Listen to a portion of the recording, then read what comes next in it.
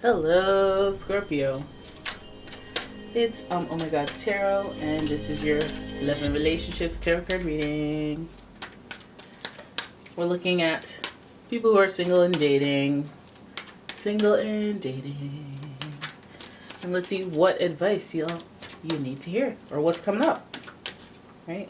I'm starting with the Romance Angels. Here we go. Where is your vibe at in terms of love and relationships? Right now, you are calling in your soulmate. Your prayers, affirmations, and visualizations help bring you together. Some of you guys are doing them deep meditations, or some of you guys feel the driftwood. You can sense your soulmate coming, which is very interesting because that means things are happening around you before it happens. You're like, oh my gosh, why do I keep seeing the numbers 222 or 333, 1111? Why is there synchronicity happening around me? Oh, that's a coincidence. Here's a coincidence. Oh, I was just talking about that. Oh, I was just about to call you. Right? You're calling in your soulmate. You're in the vibe. Easy to believe for a Scorpio. Right? And what you need to know about this as you call in your soulmates, because, you know, if you do that water sign daydream kind of thing, you'd be like, okay, let me picture us falling in love and then having a little quarrel and then dramatically like, well, what if it doesn't work out? Well, what if I'm not, well, maybe I should do this before, you know, any of those insecurities start popping up. You shut them down like a bug zapper and a garbage fly while you have cake in the room. Nah. Because it's safe for you to love. Open your heart to give and receive the highest energy of all. Be all like high on your own life energy supply. Be all like that. And I don't know what you do that makes you happy, like in that childlike innocent state. Kind of looks like the 5, like that sun energy, so let's go with that. I don't know what makes you go back to your humble beginnings where you're like, oh yeah, I always love Fat Tuesdays where I would go to an all-you-can-eat buffet and then sleep for the second half of the day. Wait, no, that's probably not going to make you feel good. Excuse me. I love board game night. Maybe I'll host a board game night. I haven't played these in years.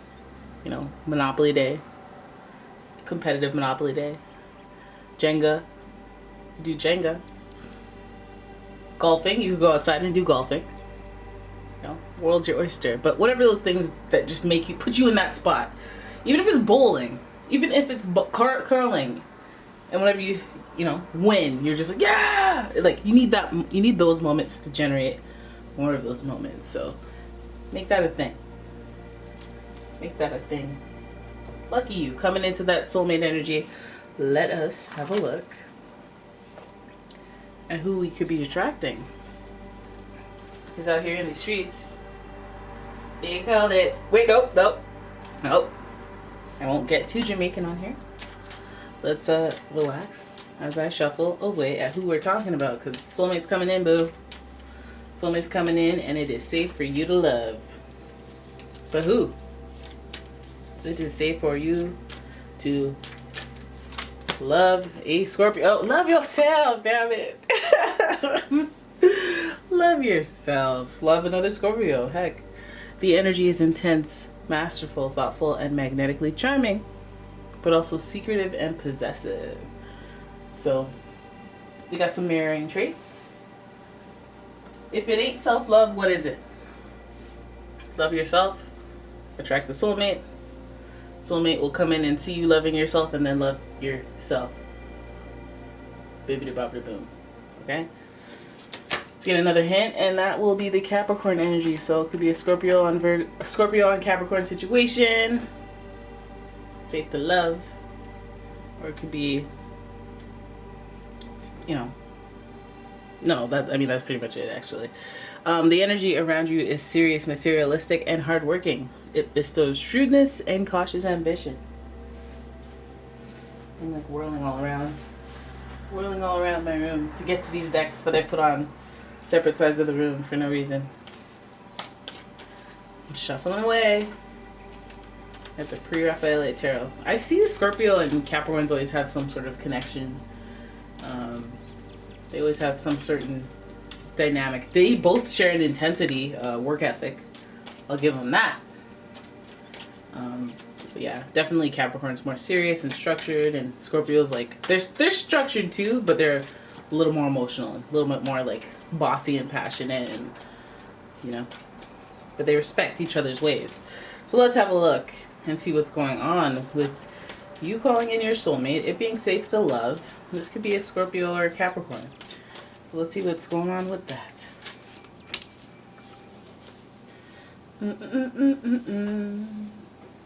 Okay, Six of Swords. Some of you guys, you know, you're dealing with trying to move on from something that happened in the past, or move on from an old habit or way, you know, kind of give yourself a rebirth. I'm tired of staying home every single day waiting for Prince Charming to come. I'm gonna hike this skirt up and go outside. And I don't know why I keep referencing summer type of things, but it's kind of cold outside, so no skirt. Maybe a skirt, but no skirt. You know, maybe some fitted pants. Some fitted pants. Let's keep going. Okay, so then we've got I can't see from here. Why is it so not lit?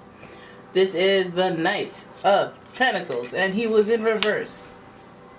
Hey, this is feeling like an X, damn it. It could be a new opportunity that's coming. But it feels like if we're calling in our soulmate, and we have the motion, we have the action, the gravitational pull that we're expecting in the moving on, but like moving backwards, it feels like you're moving towards somebody you already know, that you have a history with. It may be an ex, some of you won't like that, but you may feel or have called them your soulmate already, so you're like, oh, I know who it is. I know. Oh, I know. There's confusion, there's complication there. There's an opportunity, but again, this Knight of Pentacles in reverse. He's an action person. He's an action type person. I don't know why I'm saying he, but the Knight is an action person, oriented person. So, wait, let me fix that. And he's coming in with an opportunity, but the opportunity is haunted. Oh. It's like it's kind of like a, well, what's the catch type situation. And also, let's note that the Knight of Pentacles is that Capricorn energy. But it could also be Aquarius. We have the Star here. This person glows. This person has a light around them. You know, when you see them, there's a twinkle in your eye. You're like, oh, you. Like, I've had it with you.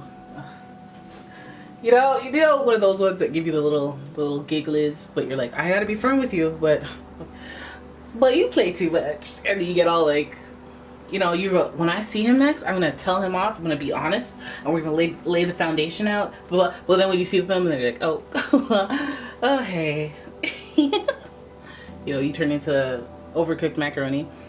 They got that star power, that Aquarius energy. So, the Star card represents the hope. It represents enlightenment. It represents that whole eureka notion. That when something comes over you, you're like, oh my god, oh yeah, I'm with that. And it also comes with everything easy breezy, like everything's gonna be cool, things are gonna work out as the way they're supposed to. I'm chill, like almost hippie energy. This is why they're naked. This is why they're pouring their water into the lake. It's almost like a circle of life type thing. Like, okay, well, I'm done with this water. Let me just dump it back into where it came from. And it'll go back into the cycle of, what's it called? Synthesis. What's that water cycle? Evaporation, condensation. What is that? Photosynthesis? That doesn't sound right. Anyways, some of you guys, of course, you're going to experience an enlightening awakening when you call in your soulmate and they actually show up. Of course. They could be coming in with an opportunity. They could be coming in with something that's like out of nowhere. Element of surprise is very necessary when it comes to Aquarius energy. It's ruled by the planet Uranus, and Uranus is known for their surprises and, yeah, unexpected change. Okay, so, oh shoot, we have the Five of Swords. We've got the Five of Swords, so this does not come without any type of sacrifice. This is also almost like a warning to not say things you'll regret. Or maybe the discussion will be with this person that you are going over the things that you've said that you regret, and maybe admitting it to yourself. Them admitting it to you, they didn't mean what they said. This person gravitates towards you. Wow, I guess that would be the awakening, is that they didn't mean it, and yeah, and yada yada yada. That would be a great thing to know if you had any type of conflict, or if somebody had walked away in the past. And then we have the Emperor, and that is a stable and structured person that you can count on. It's also associated with Aries energy, so you could be dealing with one of them. That Aries energy is very highly initiative, so you know, don't take away the honor of them initiating things. I'm sure you understand that, because Mars is their planetary ruler as well as yours, so you have some commonalities there when it comes to intensity. But I do think this is rooted in somebody, you know, taking things on because they can't move forward or move on, or they just want to move towards you, but that would be technically backwards. So yeah, some sort of history with this person, which, I mean, come on. Day one, you're my soulmate. Like, get to know me. Then we have this whole series right here with the clouds. And we have a little bit of like, okay, well, what happens is they approach you and it's a surprise. And, you know, got to talk about some things that I regret, some things that I look back on and go, well, I wouldn't have learned if we didn't have this experience. But these unexpected changes, well, what's not unexpected is their feelings, but the unexpected thing is them showing up or them having something to say. And it might even be a little hostile or a little conflict based. The way that they communicate may not be perfect. They may say some things they regret. Again, that energy being there in the interaction, the communication that you have. But ultimately we come out with balance. You know, the 4 is a very stable number. It's kind of like a home, a house number. You know, it represents stable, 4 walls. There's some shelter. There's basic stability. And this person is supposed to represent the leadership that enforces or accommodates that expectation of stability. And being that it's a fire sign type of energy, it's also passionate. I take pride in this. I'm into being the stable partner that I need to be. I'm ready for that type of commitment. I'm ready for that type of responsibility. And I think that's the kind of thing that Scorpios are looking for. And another interesting thing is that that's what Capricorns ultimately represent, is organization, stability, structure.